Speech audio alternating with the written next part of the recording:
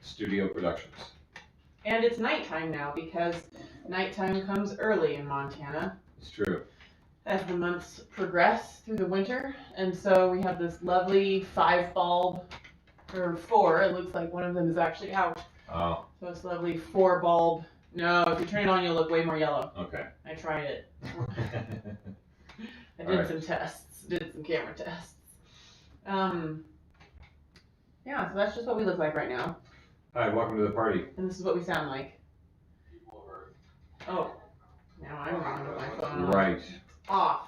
Not listening to it anymore. 41 seconds ago. Are we online or are we not online? I don't know. Let's find out. What's going on, Twitch? This is where we populate the feed. Post-Orthodoxy is live now. These are the sorts of things that eventually a friend of ours would get paid to edit out of the show. Well, later on. We're not hitting the ground running. I thought I muted this. Maybe you unmuted it. That is what happened, actually. What the heck are we... See, I think my whole stream is just breaking down slowly in anticipation of our new studio that we're putting together this winter.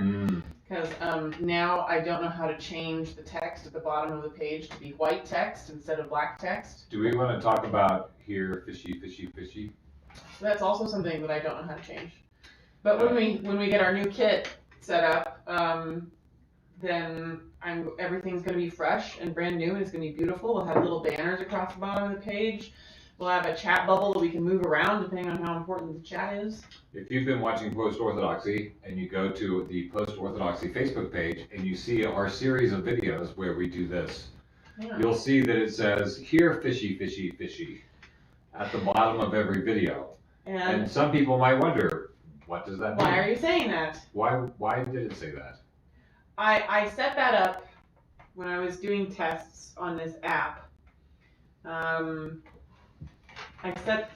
was doing tests of my fish tank. So you were just videoing the fish tank to see if it feeds through the thing. To see if the live stream would even work. Right. And I programmed that in somewhere, in some subtitle or some one of the streaming platforms that I use, and I would have to just reboot the whole thing from scratch in order to figure out where it might have been in some description somewhere. Like, enter a description of your live stream. Right. And I don't know. And you said here, fishy, fishy, fishy. Yeah, because it was going to be about fish. And it was. So that now you know the story. Yeah, now it's not about fish anymore. So today, though, we're not talking about fish. No. You can't see it because of my horrible setup. But see what? The title at the bottom of the screen. Excess deaths, Julian, and pockets. Where do you want to start? Pockets? Yeah, we can start with pockets. That's pretty easy. People have a lot of opinions about pockets, or we could start with Julian Assange and then do pockets in the middle and then talk about excess deaths. Well, I think it's important for people who are watching us to know what privileges the people who are talking to them are aware of. Our lenses. The lenses that we look through, the things that we might take for granted.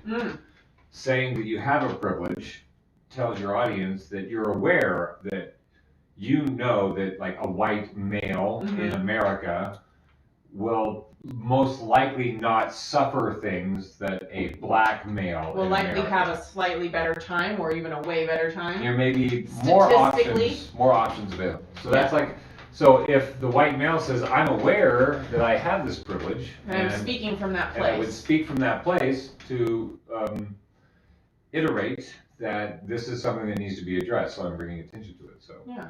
I think it's a useful thing to be able to state what your privileges are. And I'd like to state where I'd like to talk about my privilege. It's something I've become very aware of in the last few days. And that is, as a white, not even a white, as just a male, I have a luxury of pockets that women do not have. It doesn't matter their race, it doesn't matter their financial level, even class level. Women don't have the same amount of pockets that men do. It's true. I don't know why that is. I read a fantastic article about a woman in the British Parliament a few years ago that has slowly been making me more and more aware of how different clothing is between men and women. Yeah. And not because men and women want to be dressing differently. We can only, much like a presidential election, we can only choose from the options that we're given. Right. And unless you make your own clothes. Right, but even then, you can still really only choose from the options you were given if you want to get certain kinds of jobs. If you want to be thought of in particular ways. Women can't get jobs if they have too many pockets. Well, this woman went to a man's tailor for like 6 months as an experiment. Right. She's like, I'm going to dress in men's clothing. And she went and got clothing that was made for men and had it fitted to her, right? So they might get a larger vest that accommodated her boobs and then bring the waist in a little bit. Right. But it was still a man's vest. And it had all the pockets and it had the buttons going a particular way. And the shirt and the tie, they dress very fancy in British Parliament. The suit coat, the great coat, men's shoes. She carried a man's briefcase over her shoulder instead of a purse in her hand. And she noticed a lot of things. People treated her differently everywhere she went.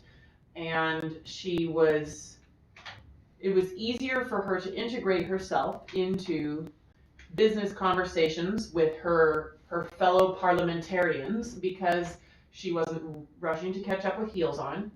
She wasn't uncomfortable because of how tight her clothing was in certain places. And were they really talking to her or were they talking to her boobs or her butt? And her hands weren't full. She wasn't carrying case files and a purse. Right. Case files and a little wallet, you know? She had a briefcase with all her crap in it. And pockets for her wallet. Pockets? Yes. And so when she entered a man's group and needed to introduce herself to people, she could just freely shake everybody's hands without looking like a secretary, like stumbling over your files and things. Right, exactly. Right. Because women also are not supposed to do anything. They have to have things to do with their hands. You pointed out the pictures on the Northwestern Energy Building where you have people from the community and men standing like this. Yes, like 3 different men. Standing like this. Standing like this, cheerfully on the Northwestern Energy Building facade. And one woman standing there with her hands just sort of resting. She just, I can show it. I can do that now because we're not on radio. She's just sort of standing there like, with her hands resting on her legs. Why didn't she go like this? Why didn't she go like this? I think a large part of it is because we would think things about a woman who stood with her arms crossed. What does arms crossed mean? Is that like defensive body language? It might be defensive. It might mean that she's a bit of a bitch. Maybe it means she's pushy. Pushy? Maybe it means that she... Right. Maybe it means that she's trying too hard. Oh. Maybe it means that she's trying to draw attention to her chest. It's a lot of speculation. Yeah, like women can't just stand like that. In stereotypically. And then of course there was John and Cassie Wick, like jumping and doing the High School Musical, like cheerleader jump kick. Right. Which I think is true being your real self. You know? Like, be your real self for the photo. For sure. So you told me about that article, and I never really thought about I heard grumblings about the pocket problems. Your whole life? No, just in recent years, it's become more apparent. As the internet pops up, people can start talking about things online. Well, I have more pockets than most. Yeah. And so people started bringing to my attention my pocket privilege, because every time I needed to find something, I have to do the... It's true. I don't know if it's totally privileged in your case. I think to some extent it's a hindrance. Well, too many options can be overwhelming, right? So like I have a pocket that has the money in it and some change and probably a couple of rocks and some pieces of metal that have been run over a few times by some car on a road. That's one pocket. The other pocket usually has like some Zots or some lemon heads. Or some money. And then maybe some money also. It makes it over there. It's a different money. Couple bills. It's the change money goes over here that haven't. No, I don't think it's that intentional. I think you're selling yourself too high here. I'm dreaming, okay? I'm very dreaming. And then I have like a zipper pocket in my sleeve. So that's like emergency Advil. Where you put your vitamin C. Vitamin C and Advil in case I need them. And then the inside pocket. Right. The inside pocket. Theoretically for. That's like important things. A good place for glasses to go so they don't get scratched by the car keys that go in this pocket.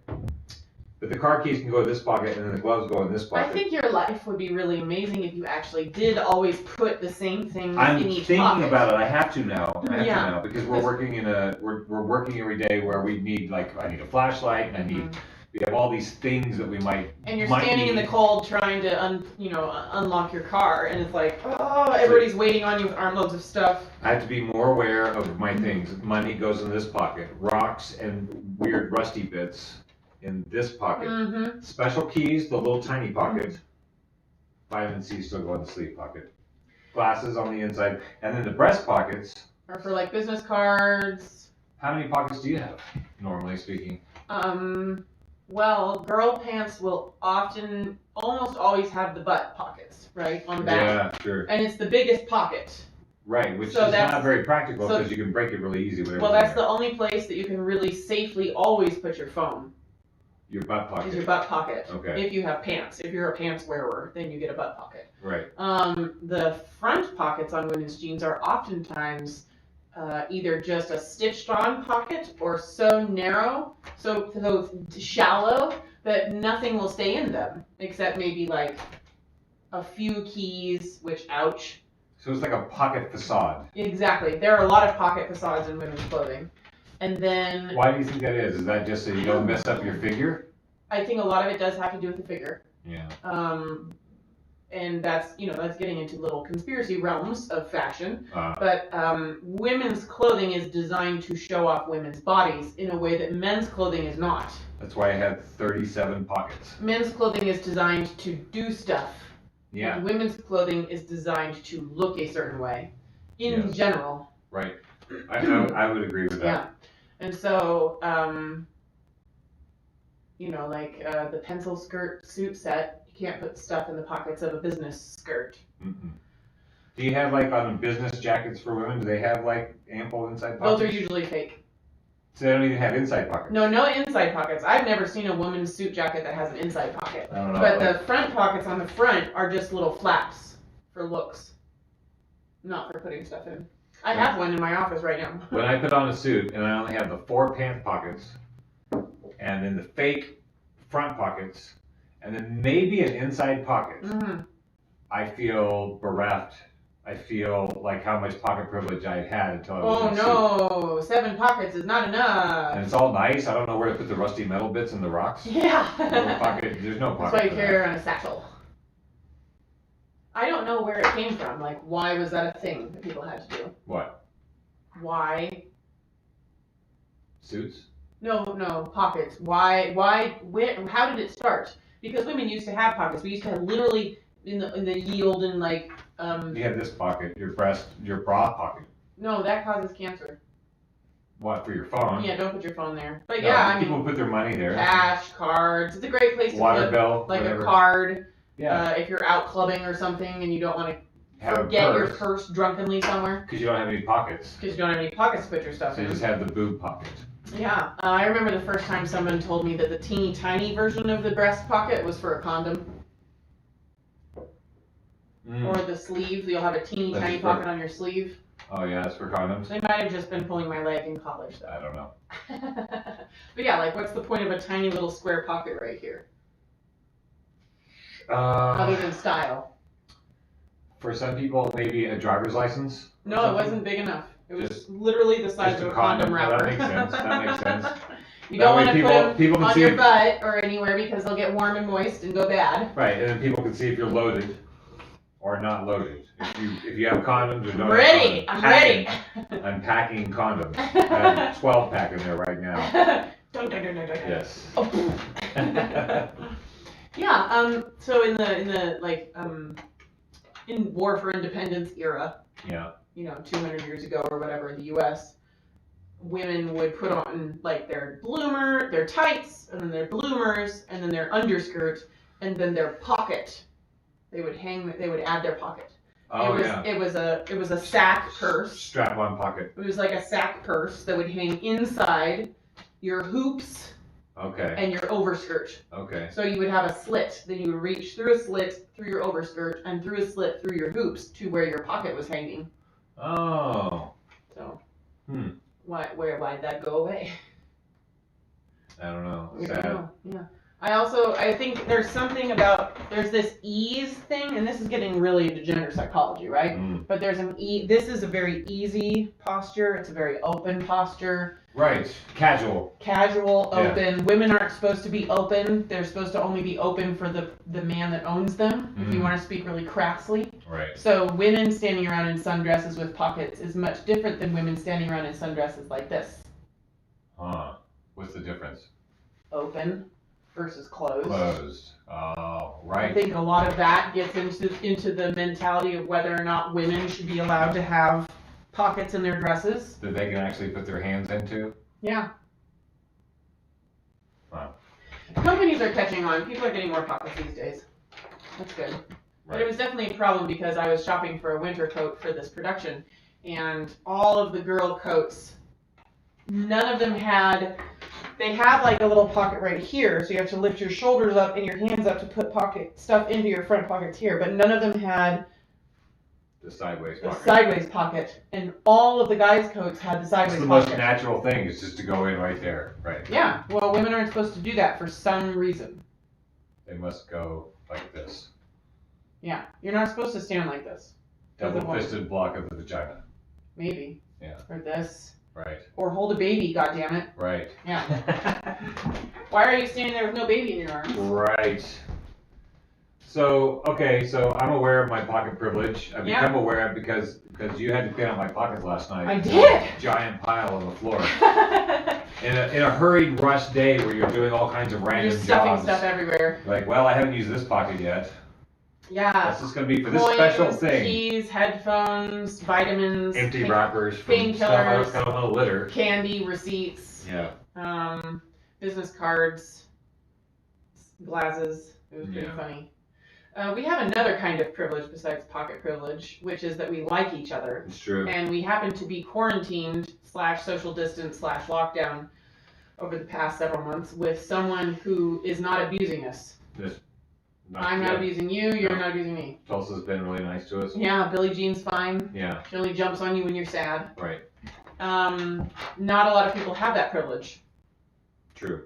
Are we going to talk about pandemic privilege? I think it's a nice segue. Yeah. Maybe we should talk about it at every show. Okay. Because there are a lot of people in the country who don't understand why many people on the planet keep trying to evaluate whether all of these safety measures have been worth it.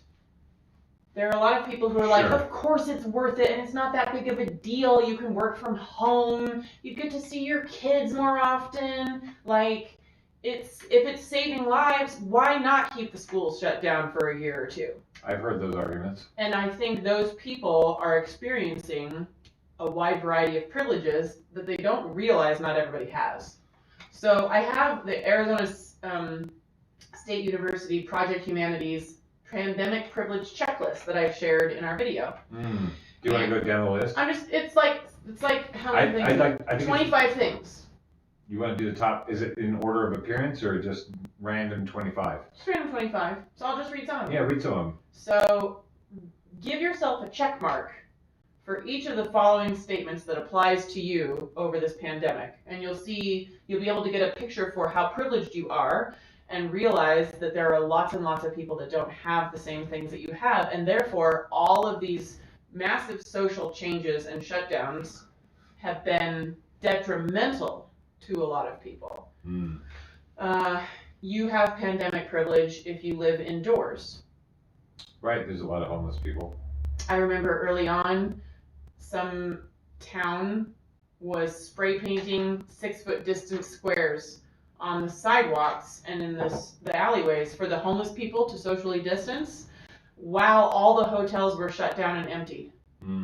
Because you couldn't have guests at the time, no traveling. So I just think about that sometimes when I think about people saying that America is the greatest country on the planet.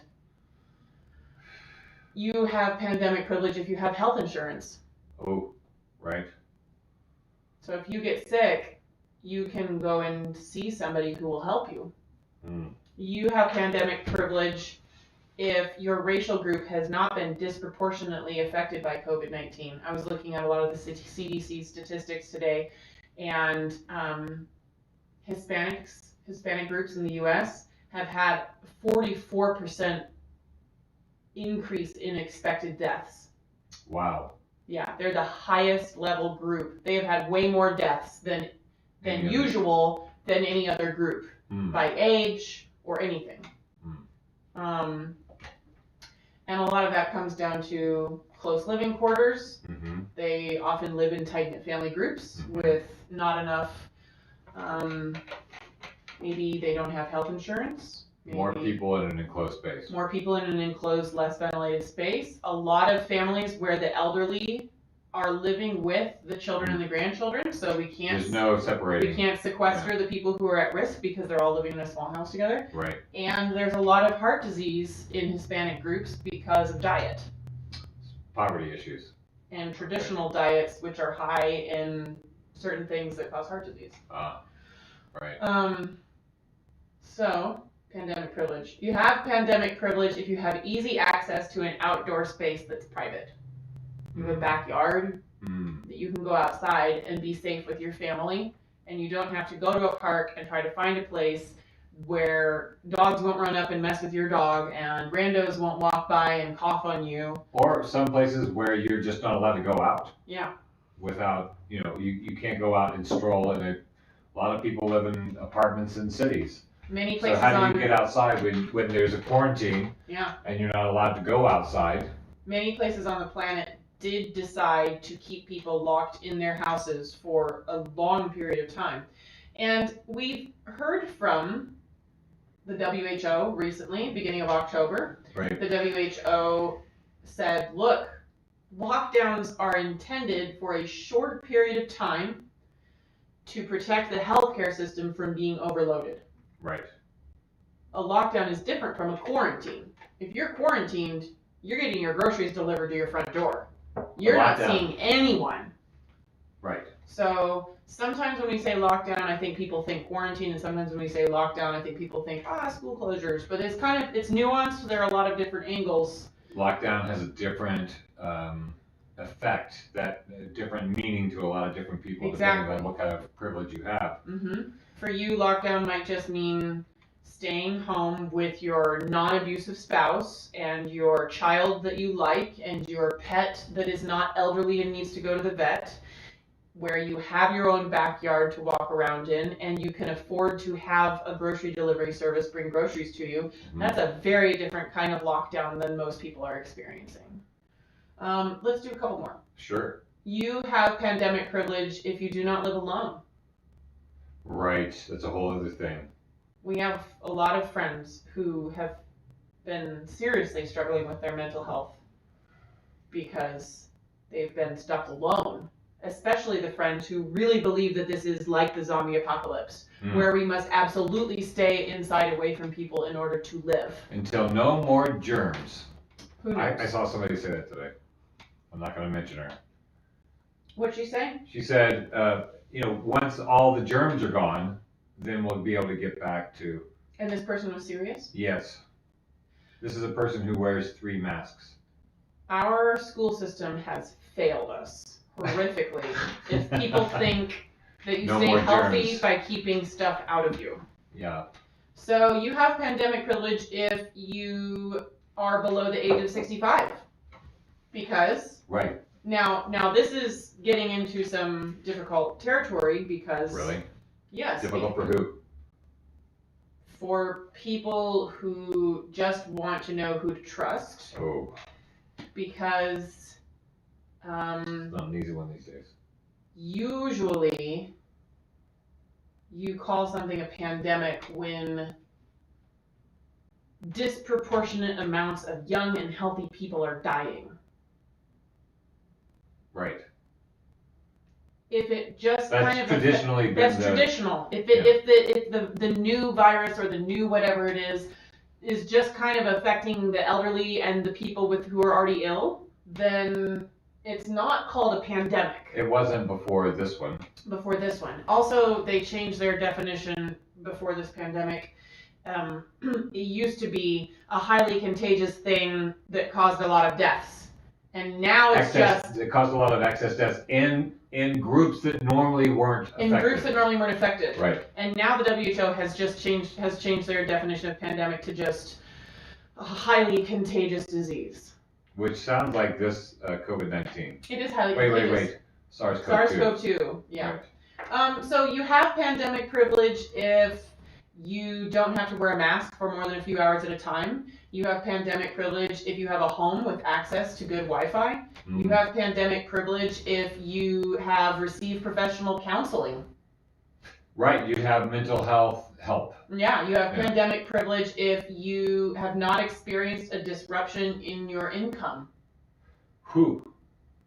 We're a largely impoverished and physically unhealthy country. Right. We are not a very healthy country, and we're not a very wealthy country per capita. Per capita. Like, or mean. It's like the mean, the range, the median, the mode, and the mean, right? So, like, if you do the average or the median or the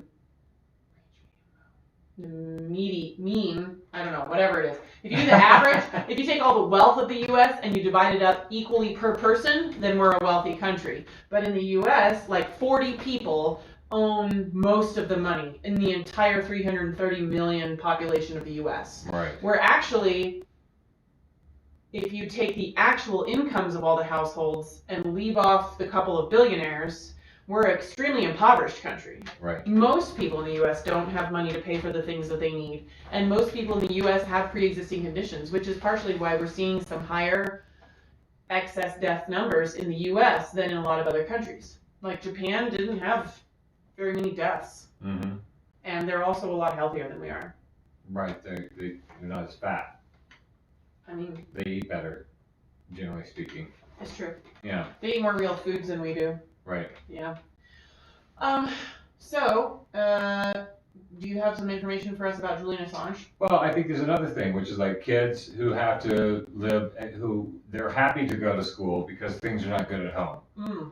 If you're a kid and going to school is your release from a very uncomfortable home life, and now you don't have that release. Or dangerous. Well, uncomfortable, that's a very broad term. Mm-hmm. It could be mentally, physically, Mm-hmm. emotionally, psychically, financially. So there's a lot of kids that are now stuck in a situation where school was their release. That was the time when they got to be with their peers and, yes. and be outside of be themselves. Think of never being able to be somewhere where you can be yourself. Because when you're living in a chaotic or abusive home, you always have to be on eggshells about how you behave, or you'll get hurt, or you won't get dinner. And if you're in a relationship that isn't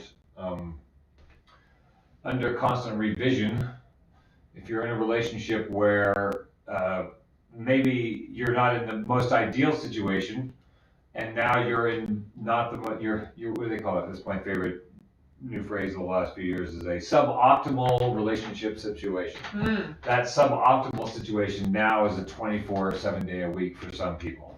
There was some who are now also sliding into poverty and don't right. know how they're going to eat, which adds stress to suboptimal situations. There were some really interesting statistics coming out in the beginning of the U.S. lockdowns about people who were finally having to spend time with their spouses again, and there were some divorces. And a lot of people were really sad, like, oh no, the lockdowns are causing divorces. And I'm like, no, man. Better to get divorced now than live with that person for 10 or 15 years trying to just tough it out until you get divorced way later in life. Right. And I'm now realizing that being able to get divorced because you realize your spouse is not the right person for you is a privilege. Yeah, you think so? Yes, because that means you have the financial and the mental stability right. to leave that make person. The change. A lot of people don't make those changes because they don't know what will happen to them. They don't know how to keep themselves safe or their children safe if right. they leave that person. Right. So, yeah, the lockdowns are having very different effects depending on what your level of privilege is in this pandemic. It's true. Yeah, and I didn't bring up the kids because it pisses me off so much. Mm-hmm. Most of the people who we are friends with who think that lockdowns, masks, and school closures and massive social upheaval and small business loss are worth it, justifiable. Right. Most of those people don't have kids. And I would say most of those people are not really looking at the numbers in a objective way. Yeah. I think I feel as though if those people were more in touch with the experience that this is giving to the next couple of generations, they would want to look into whether or not these measures have been justified. Because if it's really a zombie apocalypse, if it's really like you step outside and you might die for no reason, then it's justified. Mm-hmm. Keep the schools closed, do school by computer. People stay home with their abusers because that will be fewer deaths. Because abuse deaths and mental health suicides and overdose deaths will be fewer deaths than this massive, horrible virus. If that's really the case, then it's justified. Can we skip to that conversation? Sure. And save Julian Assange for the end? Yeah, totally. I don't have a big, giant story on Julian Assange. I just want to address. We're just kind of wondering, like, what happened to that whole thing? What happened to Julian Assange and others? Yeah. We did a show last week. We do a show on Sunday between 2 and 4, somewhere between 2 and 4. He starts at 2, may go to 4, may not. Out of our other studio in the house, our other incomplete studio. And the first half hour of our program, we are broadcasting on KTUH in Honolulu. So now suddenly we have a terrestrial radio audience far larger than what we had in Butte. Mm-hmm. And so I was... And many thanks to Evna Omi for giving us that platform. KTUH has been around for over 50 years, and it's a real honor to be broadcasting on their station. Right. They actually just won whatever the radio station awards is. For 4-year, they were in the top 5 for 4-year radio stations. So college. Oh, college radio stations. Oh, right on. You know, that was my saving grace. I didn't listen to the commercial radio in Honolulu. I always had it on KTUH when I lived there because, like KBMF here in Butte, every few hours it's a different person doing a different show according to them and talking about the things they went to in a non-commercial format. So I always enjoyed hearing local musicians on the radio station and people talking about local issues from a filter that was personal and not corporate. Right. In the way that they were sharing their real take people on the information. Broadcasting. Right. Yeah. So before our show last week, I made a post called it was from a writer, a guy who calls himself Risk Monger. That's his name on Facebook, and that's the name of his website, risk-monger.com. He published a piece, because that's what he does as a writer on his blog, called The Herd Mentality on Herd Immunity, the COVID-19 Denier Catcall. And so he was sort of calling out, not sort of, blatantly calling out people who use dismissive terms to demonize and downplay valid critical analysis of Orthodox views. That's a lot of big words. It is a lot. Do you want to break it down? So the guy that wrote this article was like, look, we can't just call people names when they ask valid questions about coronavirus science. Right. That's what he's saying. Sure. Yeah.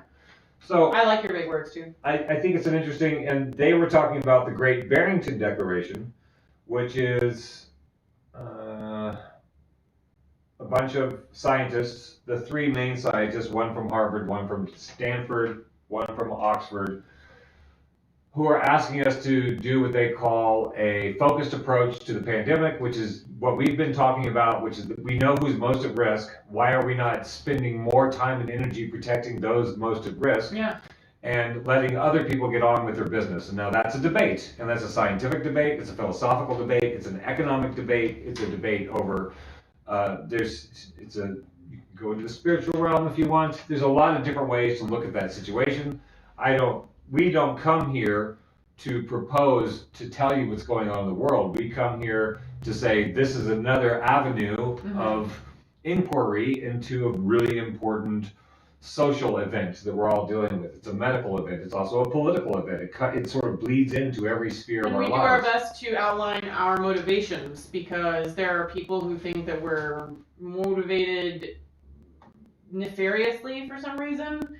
And I mean, for me, my deep motivation behind doing this research and sniffing things out like a bloodhound, like what's really going on, is to alleviate suffering. I was just looking through some of the old articles that I shared from the New York Times back in March, April, and May about flattening the curve and social distancing being key. Sorry, guys. In dialing down the spread of the virus, right? And so, like, I was really on board. Yeah, flattening the curve, flattening the curve. Let's give the hospitals a break. We don't know how bad this baddie is. No idea. So let's all be really protective, and be really consistent and, cancel events. And then I began to, like, and this is a horrible metaphor, but like a shark in the ocean smells blood on its way. I began to notice the suffering that was being caused. The suffering of the children, the suffering of my friends who were living alone, the suffering of people who were stuck in abusive relationships, the suffering of my friends who run small businesses, the suffering of our town because of economic collapse, Ouch. The suffering of the schools, the suffering of the employees, there was a lot just...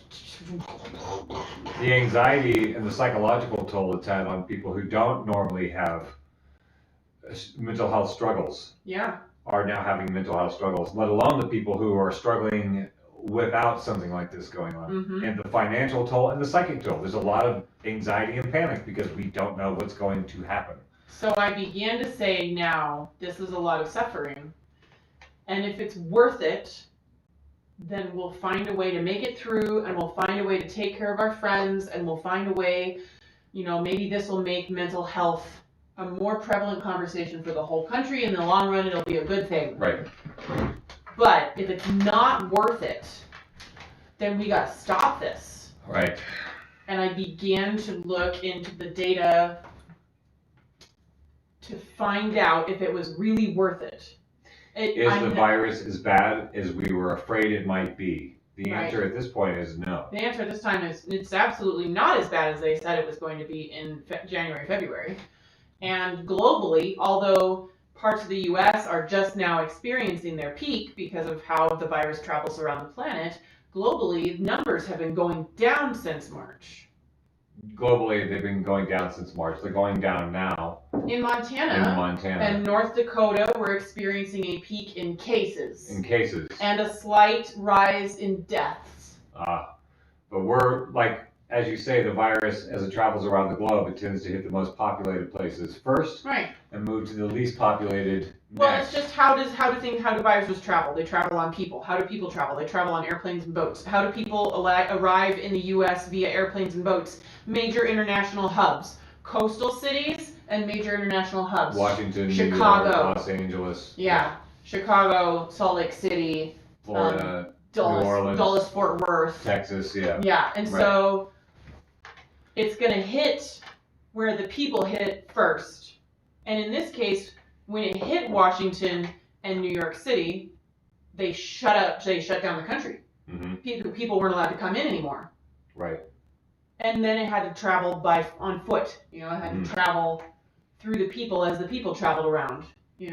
International planes, trains, and automobiles, or national internal trains, planes, and automobiles.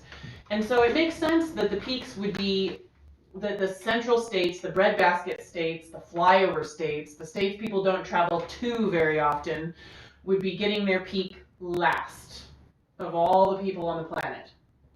So, and we're at the top of the Rockies, and we have conditions. We're pretty socially distanced on a regular basis. Anyway. So we were on the radio last week, and I found somebody who started commenting on this post about the Great Barrington Proclamation and the problems around just calling somebody a denier of whatever just because they have a different set of data that they're holding up. Or they're asking questions. So we had this cat come in and start commenting, and I'm going to read the definition of a new term. We talked about this before we were banned from KVMF. There's a term called sea lining. It's a kind of logical fallacy. It's pretty deep down in the levels of logical fallacies. Most of you have probably heard of a red herring or a straw man. Right. So sea lining is sort of like the red herring and straw man, but adapted to our current level of comment discourse back and forth on memes and topics. So it's a new style of discourse, maybe not new, but becoming a prevalent style of discourse. And I'm going to read the Wikipedia definition of sea lining. It says, sea lining is a type of trolling or harassment that consists of pursuing people with persistent requests for evidence or repeated questions while maintaining a pretense of civility and sincerity. Now, some people might say, "Oh, you don't want to show your evidence," but there's an additional part to this. So you don't like it when people challenge you, right? That's part of the sea lining thing. So it says it may take the form of incessant bad faith invitations to engage in debate. So the way I read incessant bad faith invitations to engage in debate is people who are not looking to explore in conversation different points of view to have a better point of view, but they are only there to validate their perspective and battle your perspective without ever having the pretense of wanting to try and understand what it is you're trying to communicate. So it's a bit of a badgering. So this cat was asking a lot of questions. We invited critique of this article. We invited people to come and show us their data and show us how. It did help me, going back and forth with this guy did help me clarify some of my viewpoints and my current understandings of the data. Right. But there was never going to be an end. No, it was never going to be an end. And it became very clear after a while that he just wanted us to say, you're right, we're wrong. And I have been doing a lot of research into the stuff that he presented. Right, that's what we wanted. But I never did say, oh, you're right, we just have to cancel the last 8 months of what we've been talking about SARS-CoV-2. Right. All of our sources must be dumb.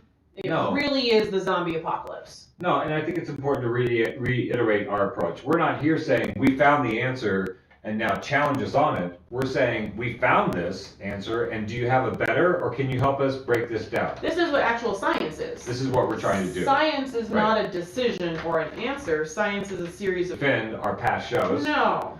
I don't feel defensive about them because we've always done them with a sense of openness and inquiry and saying, show us where there's better information.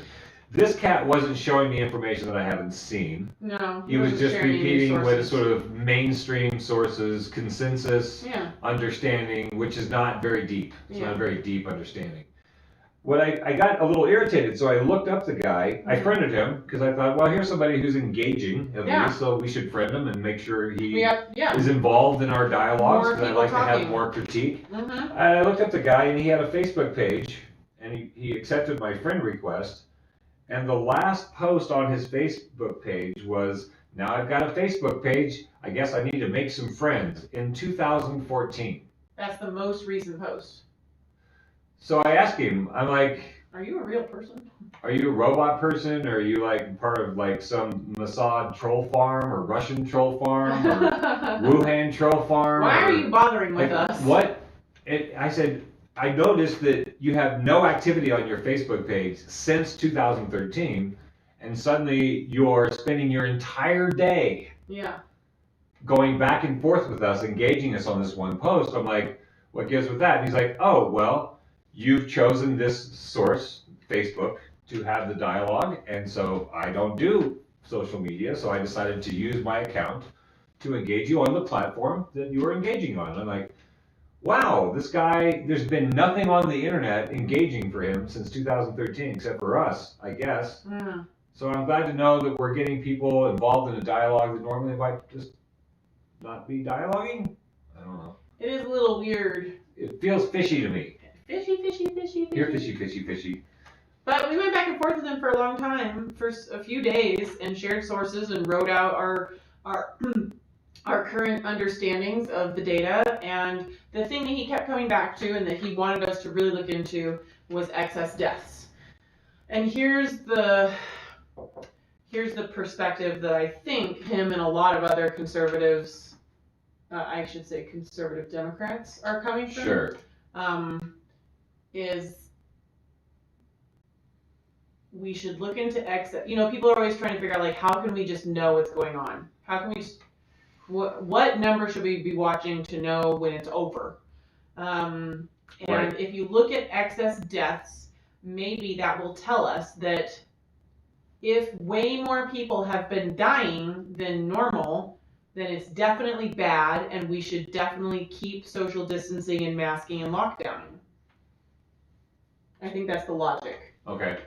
If more people are dying than normal, then we should definitely keep doing all of those things, because the theory is that all of those things are going to slow the spread of the virus until we can get a vaccine. Well, the story is stop the spread of the virus. That's what the CDC paperwork says, which is really disappointing because the CDC is supposed to be a global medical expert.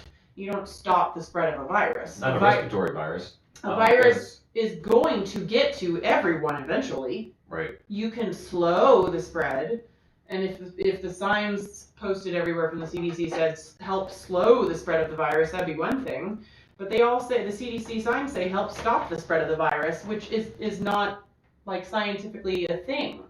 And so I started deep diving into some excess deaths data, and here are some of the questions. I was like, okay, I'm going to make a science experiment for myself, right? So why do we want to look at excess deaths?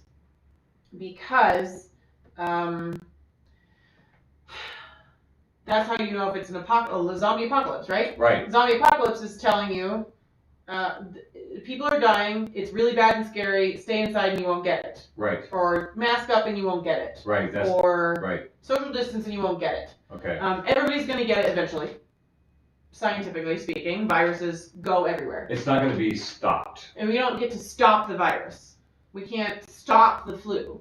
We can get a flu shot every year for the most recent guesstimation of what the influenza virus will have mutated to that year. Mm-hmm. And it may or may not help you not get the flu. Right. And that's the best we can do with influenza. So we're not making the influenza is not going to go away. No. It doesn't seem to be any indication that SARS-CoV-2 is going to go away. It seems like, from what I understand, I've heard nobody dispel this. We live with this from now on, and it's not as bad as we feared it might be, and we will have some immunity to it as we move forward, as we have done with other viruses in the past. So last week I did a lot of research into the PCR tests. Again, more research into the PCR tests. The February PCR test. The PCR test was originally invented in the 70s to amplify tiny pieces of genetic material so that we can study them for other purposes. It's not an infection test. Yeah, they don't know. It's a microscope. Yeah. It's not a test. It's a process by which genetic material is zoomed in on. Amplified, yes. Yes. So the PCR was invented in the 70s, and then in February, a guy was like, well, I think I can retrofit this with an old coronavirus to help us see if people have this new coronavirus in them. Mm-hmm. And then in May, the CDC issued a new version of that test, of that process, which they say is able to see whether you have some SARS-CoV-2 in your nose and whether you have some influenza in your nose. And they say that this test can tell the difference between the two. I read both 60-page laboratory documents that go out with these tests to the labs to teach them how to amplify the test, what reagents to use, how to handle the samples. The only writing on either of those two pamphlets in all caps, red ink, was about influenza samples. Okay. When you do the May version of the PCR test, the multiplex assay that tests for SARS-CoV-2 and influenza, and it comes back positive for influenza, you are supposed to, in all caps, red ink, immediately mail it to your nearest state health department. If you test positive for influenza? Yes. That's the only writing in red with immediately with caps in both of them. I just thought that was really interesting. I thought that was kind of interesting. So if PCR tests are accurately telling us who has SARS-CoV-2 in their system. And if that means that if you have SARS-CoV-2 in your system and you die, then you died of COVID-19, then are more people dying than normal? Why are we asking that? I think those are good questions to ask because, as you said earlier, there's a lot of people who are suffering from anxiety and panic around our current situation because of the unknowns around the situation. When do you know that the virus is over? When will you know that it's over? If we had a goalpost to look forward to and say, people could handle the stress a little all better. right, do we have to get back below excess deaths? Is that when the virus is over? Or is the virus over when they have a vaccine? Is that when the virus is over? We've never been able to have a vaccine for any coronavirus because they mutate so fast. I think there are already there are like 6 or 7 strains of SARS-CoV-2 already. Oh, is that true? From when I was looking at it back in August. Right. So I think it's, what were you talking about? I was going through my questions for my little scientific process for like looking into excess deaths because that's what our potentially Russian troll wanted us to look into. So you looked into it. So lockdowns are hurting people. We know this. Mental health phone calls are up. Suicide hotline phone calls are up. Businesses are being lost forever, irreparably. People are losing homes. People are showing up to the hospital with physical abuse signs. Like, we know lockdowns, social distancing are hurting people. But are they hurting people less than SARS-CoV-2 is hurting people? That's the question. So that's the thing that we keep getting pushed back from a number of angles and people, is they're like, well, the more important thing is to protect people from the virus, which I still don't understand what that means. And so they say that we have to slow the spread of this virus so that we can slow the spread until we can find a vaccine, I think is a pretty widespread perspective of what we're doing. Mm-hmm. We're slowing the spread until a vaccine happens. Right. You're supposed to just try to not get it until there's a vaccine. And I find that disturbing because it's not matching. I don't see any data. I haven't seen any data, and I am inviting anybody listening to send us any data that has shown that lockdowns and mask policies, where instituted, have significantly reduced the death rate or reduced the spread of the virus. So I've seen evidence showing that masks and lockdowns have not significantly slowed the spread of the virus. I have not seen any data that shows that masks and lockdowns have significantly slowed the spread of this virus. And so I'm open to that. I would love to see if somebody has some advice on that. I know I've seen, if you're wearing pants and you start to pee yourself, it's not going to get on me. I've seen all that stuff. I'm not talking about those memes. I'm talking about data. Numbers. That shows that lockdown policy and mask policy has significantly slowed the spread of the virus or the death toll, reduced the death toll. Right. Which I haven't seen any of that evidence. Because if masks, lockdowns, and social distancing make that much of a difference to be worth all the suffering that they cause, then places that didn't do lockdowns and quarantines and things and social distancing and masks far more extreme. Should be way worse. And we're not seeing that. Let's look at Idaho. Let's look at Idaho. Idaho is like nothing ever happened there for the most part. Some stores will say, we're compromised, please wear a mask when you come in, but you're not seeing it in the stores, the hardware stores. They're having events, they're having music events, people are in the bars, people are in the restaurants, people are not wearing a mask from the door to their table.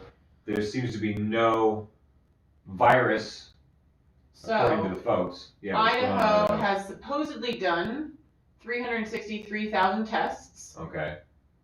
That's a lot for Idaho. What's the population of Idaho? It's bigger than Montana. It is? I would think so. Population of Idaho is, 1.8 million. Almost twice. Almost twice the size of Montana. Yeah. And they've done 363,000 tests. Montana has done almost 100,000 more tests than Idaho's done. Oh. So Montana's done more tests than Idaho, but we have half the population of Idaho. Idaho has had 56,000 confirmed positive tests. That doesn't mean 56,000 people were sick. 56,000 positive PCR tests. Tons of people have to get tests who have never had any symptoms. That's another weird thing that we're coming up against recently is a lot of people apparently think that you only get a PCR test because you're symptomatic, because some doctor ordered it for you. All the jails are being tested. Schools are being tested. Big corporations. Large corporations are being tested en masse. Processing plants. We're working on a film production with upwards of 100 people on it. And every single one of us has to take a test 2 or 3 times a week. So that's happening all over the country. Not because we're sick. And the guy that was sort of... But wait, let me do it. Yeah, do it. So Montana has had, in our 100,000 more tests done, we've had less than half as many positive test cases than Idaho. Okay. So that's, Montana, yay, we locked down and we wore masks. Okay. You could look at that and say, maybe we had less than half as many cases as Idaho because we locked down. Okay. And we enforced masks and Idaho didn't. Okay. So let's look at the deaths. Per million, Montana has had 260 deaths per million, and Idaho has had 309 deaths per million. Okay. So it is slightly higher up on the list than Montana is. Per million. Per million. What was another state that you said didn't do lockdowns? Texas or something? South Dakota? I think it was South Dakota. Let's see. North or south, but I think it was south. Okay. Where was Sturgis? South Dakota. South Dakota. Yeah. South Dakota has done 238,000 tests. They've had about 36,000 positive tests come back, and only 347 people have died. So they're not outrageously higher than people. But also, those 2 states are seeing their peak. They're seeing their peak right now. Montana and the Dakotas and like Wyoming, these places that nobody really goes to, are just now starting to see their peak, looking at the CDC death charts. So they're late in the wave.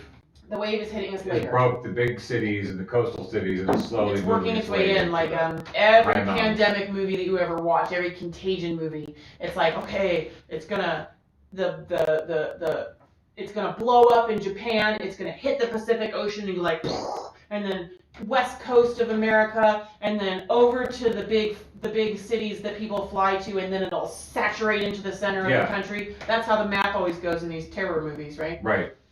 And then let's look at Sweden. Sweden, it's the population of Sweden. This is how you do it. We can look this stuff up online. Right. And do this math. Population. There's percentage calculators online. So Sweden has 10 million people. Okay. They've done almost 2 million tests. Okay. I think the U.S. has done like 60 million tests. For 300. Out of 330 million people. So 10 million people, 2 million tests. They've had 100,000 positive tests. Okay.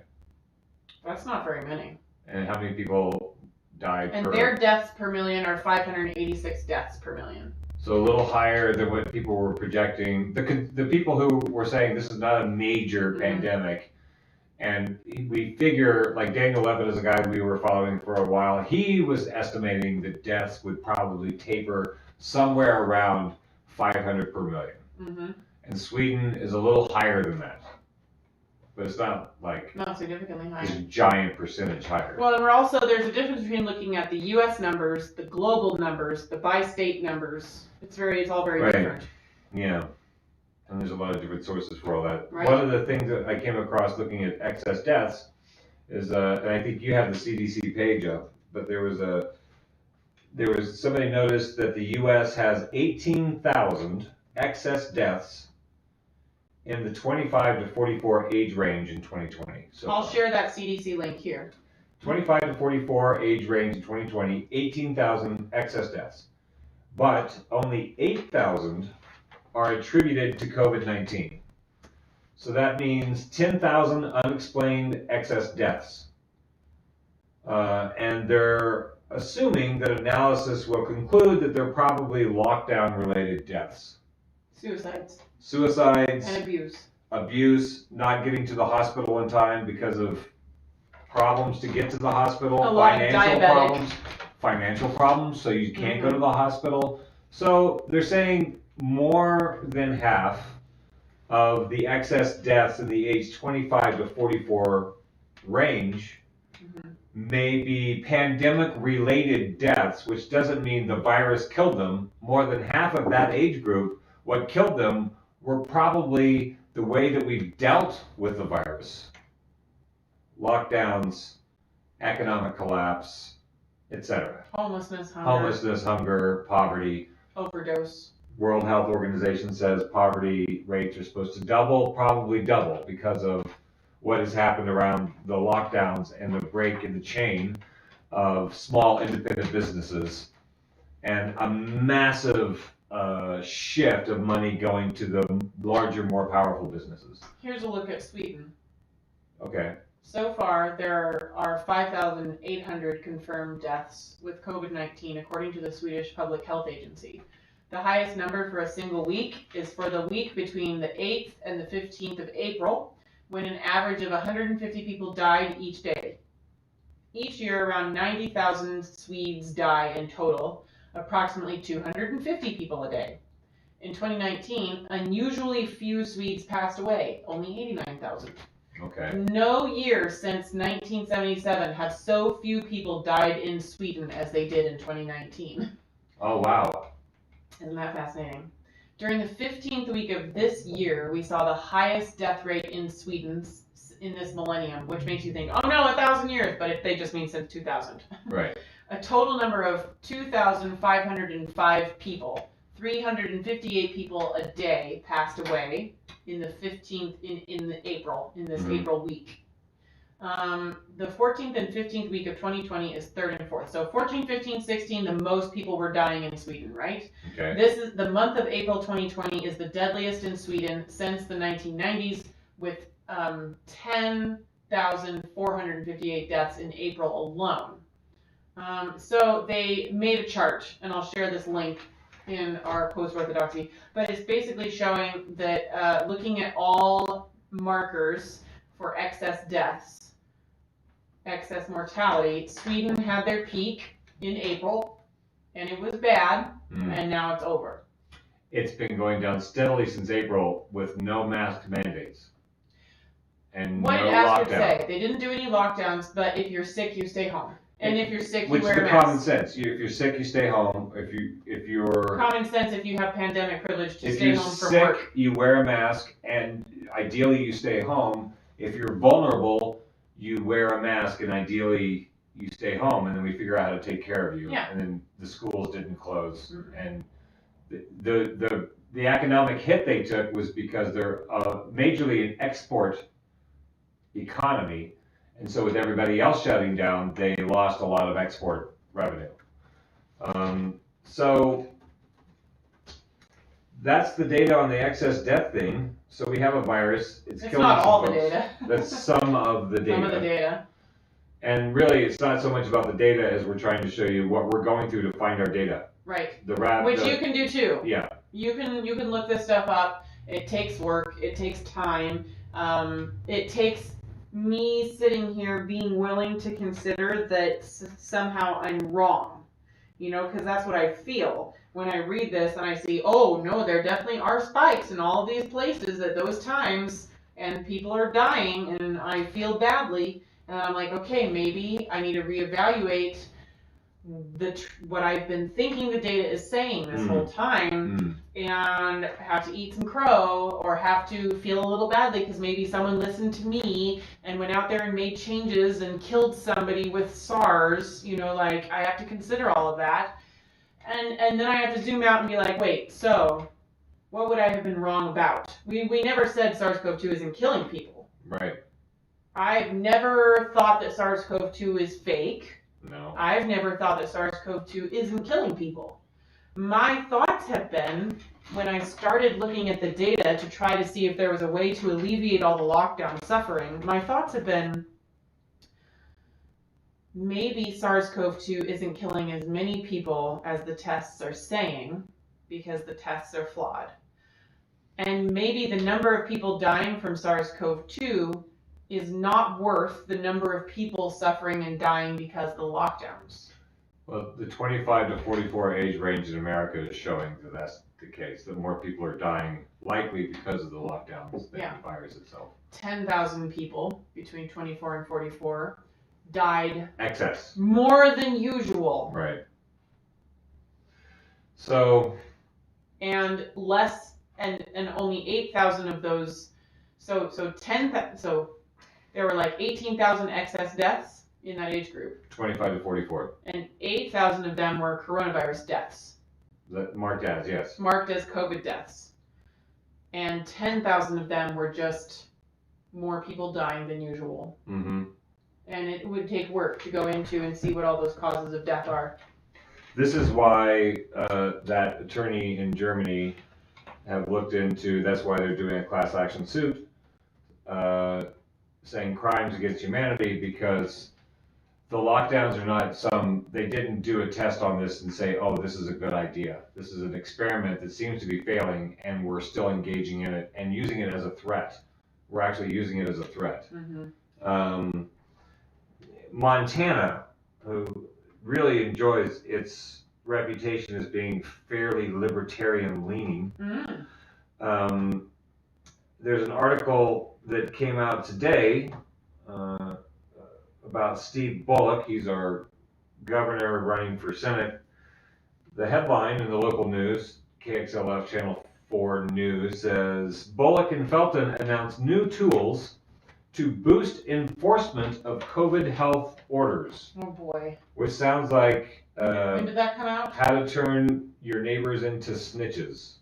Oh. That came out October 22nd, today at 3:45 p.m. Governor Steve Bullock and Yellowstone County Health Officer John Felton announced Thursday new measures to enforce state and county orders aimed at curbing the spread of COVID-19. Bullock said the state has set up a new online form to allow citizens to anonymously report violations of health protocols, including ignoring the governor's face mask orders inside businesses, holding large gatherings without distancing, or staying open past mandated closing hours. Felton said Yellowstone County is hiring 4 new positions called COVID Education Liaisons, who will contact the subjects of complaints to help them comply. Well, that's fun. That's nasty. That's scary shit. So you get to snitch on your neighbors if you feel like they're not complying. And I say snitch because that's what it is. Yeah. There's no need to be fancy about that. Anonymously. But it's okay because they're endangering people, right? It's okay to be a snitch because they're endangering people. There's no evidence that these mandates are working. Yeah. And there is growing evidence that they're causing more harm. Yeah. And yet your neighbors can report to you for using your own cognitive abilities to make the choices that you're making to protect yourself, your loved ones, and your neighbors, based on your research or your because asymptomatic carriers may transmit it and make you die. Right. We're going to keep having this discussion for months to come. So I don't think we're going to change anybody's minds tonight. And that's not the goal. The goal is to share our journey down this information rabbit hole to understand the world that we're living in. Yeah, a lot of people are saying that they don't really know what's going on. They feel like there's just really no way to know what's going on, and I'd like to throw out some resources about that. Okay. And that leads us into the Julian Assange story. Yeah. If you want to do that. Julian Assange is in London at some prison that has a supervillain name. And it's like one of those prisons that a supervillain would be caged at. Right. You can figure out, I don't know if you want to look it up. The Tower of London? No, it's like Bogmore or something. Like some horrible. Anyway, today I'm going to read this tweet from a guy named Tristan Kirk. It says, today in court, Julian Assange struggled to say his own name and date of birth as he appeared in the dock. He claimed to have not understood what happened in the case management hearing and was holding back tears as he said, quote, I can't think properly. Julian Assange has been in solitary confinement for months. Probably he doesn't have access to internet or reading material. They said for health reasons he can't do Zoom calls. He's not allowed any visitors, and he's only been able to communicate by phone with his attorneys. So, and he's, the U.S. is trying to extradite him to U.S. And if you're not familiar with the Julian Assange story, you can read it on Wikipedia. Mm-hmm. You can read a lot of the updates on Wikipedia of the bullet points of what happened with Julian Assange. The story, as I have been following it, is Julian Assange was about freedom of information, exposing abuses of state and corporate power. Mm-hmm. And so that would be called a whistleblower in ye olden days. Which we like whistleblowers, right? Right. These are people who are exposing conspiracies that the regular folks end up paying the price for. So his first big revelations were around some of our dirty doings in the Middle East. Chelsea Manning, famous for sharing some information. WikiLeaks got the information. They vetted the information. They had their own attorneys and military experts looking at the information to make sure they weren't putting our troops in harm's way by exposing some of these things and letting little bitty bits out to certain news organizations to call attention to malfeasance in the and illegal activity by the U.S. government in this foreign without endangering the troops. Glenn Greenwald was a U.S. journalist who, there's a documentary about Glenn Greenwald following the Julian Assange case. That is a documentary that followed up into the point where he was being accused of the rape allegations in Sweden, which have since been dropped from everything that I understand. Glenn Greenwald is a journalist who is defending Julian Assange's role as a journalist, where people were not calling him a journalist, they were calling him a traitor instead of a whistleblower. Oh, right. So Glenn Greenwald is now living in Brazil and doing his reporting from Brazil. We have chased out the reporter who was reporting on the reporter who was being called a traitor for exposing illegal activity by the government.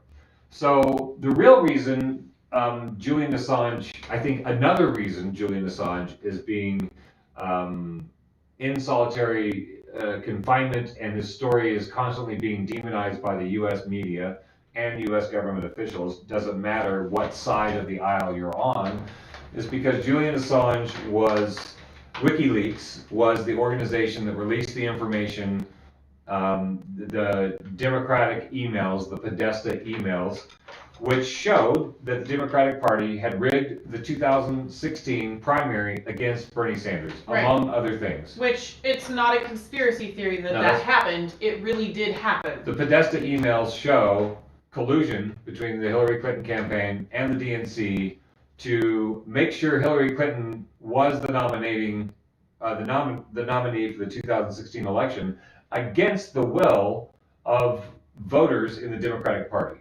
So the media that many of the Democrat establishment folks watch was spinning the story that Russia had stolen these emails, and then Wikipedia was the mouthpiece to spread Russian stolen emails. Right. And there's been no evidence of that. We kept the focus on the Russians hacked us. Russians hacked us. Never mind what they hacked. Apparently, there's evidence. There's no evidence that the Russians actually hacked the DNC server. No. There's the story. There's another version of the story, which is those emails were leaked by an employee of the DNC who wanted to expose the illegal and corrupt behavior of the DNC rigging a primary. So they leaked them, and WikiLeaks exposed them, and then there was the whole thing around the Russians leaked it, which that I've never seen evidence that the Russians leaked it, but that was the Rachel Maddow heartbeat narrative for 2 years, is we're going to get to the bottom of the Russian hacking. Never mind what they hacked. And we're going to ignore the information of the emails that were hacked. So I'm looking at the WikiLeaks, wikileaks.org. You would think if this guy was on international prison torture chamber time that his website still would not be up. It still operates. How is his website still running? It's still an organization. He's the guy who started it. So their entry on the Podesta email says, WikiLeaks series on deals involving Hillary Clinton campaign chairman John Podesta. Mr. Podesta is a long-term associate of the Clintons and was President Bill Clinton's chief of staff. Mr. Podesta also owns Podesta Group. And what else did they say? They said in March 2016, This is what Wikipedia says. Right, Wikipedia. Wikipedia is different from WikiLeaks. Correct. So Wikipedia says, in March 2016, the personal Gmail account of John Podesta, a former White House chief of staff and chair of Hillary Clinton's 2016 U.S. presidential campaign, was compromised in a data breach accomplished via a spear phishing attack, and some of his emails, many of which were work-related, were hacked. Okay. That's what it says. So, do they know who hacked it? Subsequently obtained by WikiLeaks. Okay. They attribute cybersecurity researchers as well as the United States government attributed responsibility for the breach to Russian cyber spying group Fancy Bear, allegedly 2 units of a Russian military intelligence agency. That's from an article off of Motherboard. Some or all of the Podesta emails were subsequently obtained by WikiLeaks, which published over 20,000 pages of emails allegedly from Podesta. Podesta and the Clinton campaign have declined to authenticate the emails. The article then attests that the Clinton campaign, however, has yet to produce any evidence that specific emails in the leak were fraudulent. Podesta's emails shed light on the inner workings of the Clinton campaign, suggesting that CNN commentator Donna Brazile had shared audience questions with the Clinton campaign in advance of town hall meetings. Blah, blah, blah, some Pizzagate stuff. Doesn't say anything about Bernie Sanders here. Mm-hmm. Fascinating. Contents. Campaigns and slogans, internal conflicts of the Clinton Foundation, 18 revelations, including Clinton speeches and politically motivated payments, Podesta's iCloud account password, Catholic religious activities, presidential debate questions, Saudi Arabia and Qatar. So that's a whole rabbit hole. Wow, yeah. Oof, and Julian Assange was the mouthpiece for that information in the United States. Right. So some in the past, if you agreed with the principles of a democratic republic, then you would say, yay, a whistleblower has cracked some bad secrets. Some corruption within that is inhibiting that process. If you are identified with the party in such a way that you cannot allow critique of the party, then bad. Julian Assange is a traitor. So if you're outed by the whistleblower, he's a traitor. If you are glad that the information got out, he's a patriot. Right. It just depends on how you feel about the information. And again, facts don't care about your feelings. If you read the Podesta emails, and there's a lot of different sources that are doing interpretation of the emails, but if you read the Podesta emails, you can find the collusion in terms of trying to rig the election between Hillary Clinton, the Democratic establishment, and people in the media. Right. So what I had heard is that they were specifically like, we have to elevate Trump so that Trump becomes the Republican candidate, because Hillary will obviously win against Trump. In the Podesta emails, it was called the Pied Piper strategy. So you have the media and the political opponent highlight and draw attention to the worst candidate, so you have the best chance of beating them, and they kind of mess that up. Let's see. Salon has an article about it. ABC News has an article about it. Pied Piper. Politico has an article about it. Yeah. Observer has an article about it. New York Times has an article about it. The Pied Piper strategy? Okay, so that's the thing that we know. That's the collusion. So Julian Assange is what seems to be what equates to torture. He's being tortured, and he's going to be brought back. They're trying to get him back to the United States to put him on trial for treason. Right, because he's being tortured? Not because he's being tortured. They want to put him on trial for treason for early stuff. This is all going back to the Gulf War stuff. So Julian Assange is one of those cats that he's not a journalist in that he takes his investigation and then crafts it into a narrative.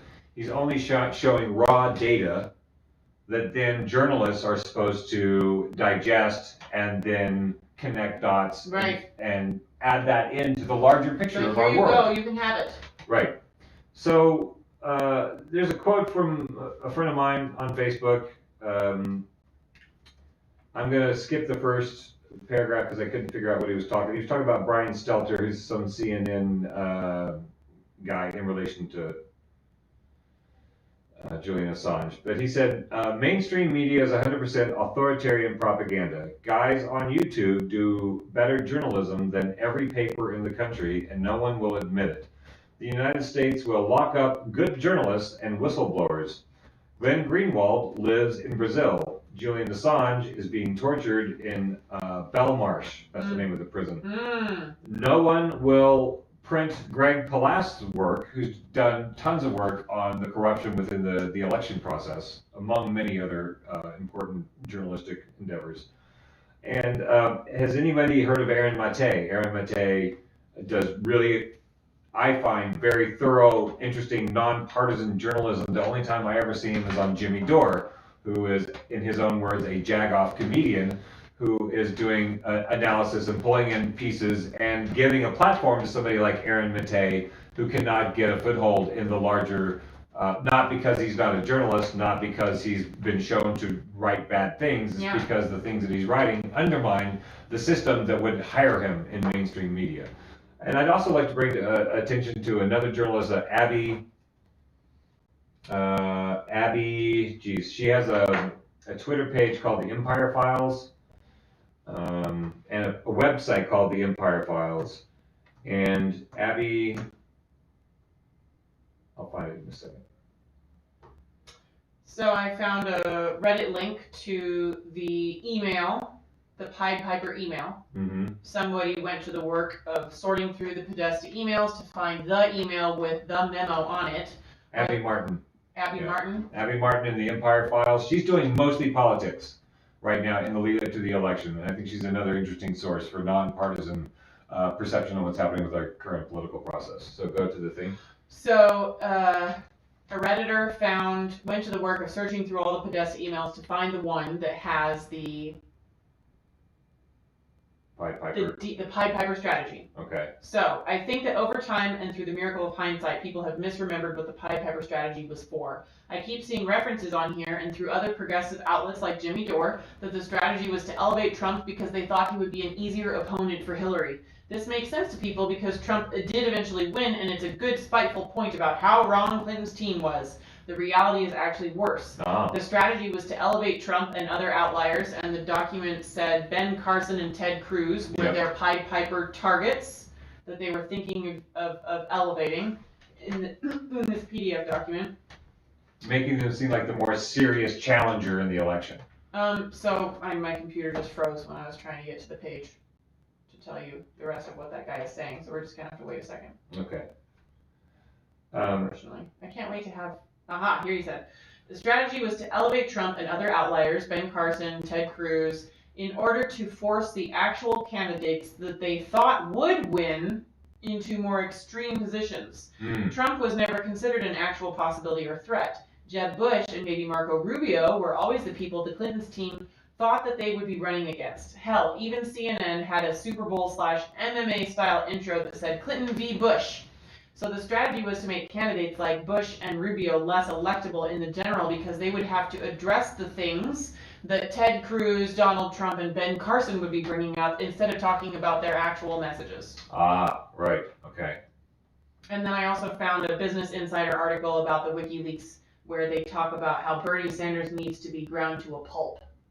That's by the head of the DNC. Yeah.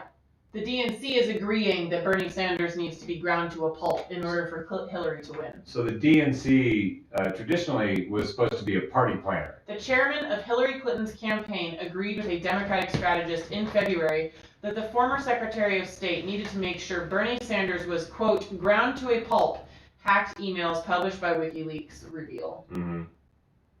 So Julian Assange is being tortured for revealing the information of how the DNC, which was really only started to organize a party, the Democratic Convention, which would be a party for all the state Democratic camps to come in and nominate the president. So the DNC was really just there originally to be an event planner. The Democratic National Convention, or the Democratic National Committee? The Democratic National Committee, the DNC, was formed to plan the party of the Democratic. As in like birthday party. As in the party the conference in order to nominate the president. Okay. And since then, they have become the gatekeepers to who gets to be the nominee for the president. It's not the people's vote. No. Now, the DNC decides who the Democratic voters are going to vote for, not the Democratic voters. So, but still, theoretically, in the primaries. Yes. In the primaries, if we had all voted for Bernie like we wanted to. The people who wanted him? If the people who wanted Bernie had voted for Bernie, Bernie would have been the candidate. But there were massive smear campaigns and brainwashing campaigns and manipulation campaigns to basically gaslight voters out of voting for Bernie in the primaries with this bullshit story that, like, what if we all vote for him and then we don't all vote for him? Like, it's too scary. He'll be going against Trump. He'll be going against Trump, and it's like, yeah, but if we all vote for him, and that also plays into the unfortunate misunderstanding that a lot of people in the country have, that Trump voters are half of the country. Right. You're not going up against half the country. You're only going up against like 25% of the country. So, should we wrap it up for the night, baby? Yeah, I think we should wrap it up. I did want to rattle off those names. Again, if you're looking for journalists that can't find a foothold on your mainstream television stations, I suggest looking into Greg Palast. I would look into Aaron Mate, Aaronmate. I would look into what Glenn Greenwald is doing. These are names, a lot of these names you do know. If you're not just buying the, what do you call that bias? The confirmation bias? Not confirmation bias. Availability bias? The availability bias. If you're looking for something other than what's generally available, Aaron Mate, Glenn Greenwald, Greg Palast, Abby Martin, and if you don't mind the outrage porn, Jimmy Dore. Jimmy Dore is doing some really interesting... He yells a lot and swears a lot. He yells a lot and swears a lot, but he is somebody who cares about the principles of the liberal wing of politics in this country, but is hypercritical of what has become of the conservative Democrats, the neoliberals. So if you're looking for sources, those are ones that I would suggest. I'm going to share one more really great link which has an interactive tool where you can explore the data around the pandemic to see if your country has peaked yet. You can look at the trajectories. They're not all going to be happening at the same time in the same places. It has a really, you probably can't even see this, but it has a really nice chart. Oh, yeah. And you can pick which countries you want to compare. Oh, that's great. And see where your country is and obviously the peak happened 20, 30 days in, 20 to 40 days in. For most of the world. For most of the planet. Right. But the rest, and so anyway, I'm really excited to look into that. Thanks for watching tonight, folks, and we'll be back Sunday. I'm planning on being back Sunday to do our regular episode and hopefully be broadcasting live to our friends in Honolulu on KTUH. Yeah. Thanks for playing. I'm going to share this chart real quick. Oh, the chart? Yeah, it's pretty cool. Also, okay, we will be. You guys. Yeah. I don't think this is a peak time to do a video. No, it's not. We'll figure it out. Maybe it'll just be a weekend show. Yeah. Cheers. All right. Talk to you.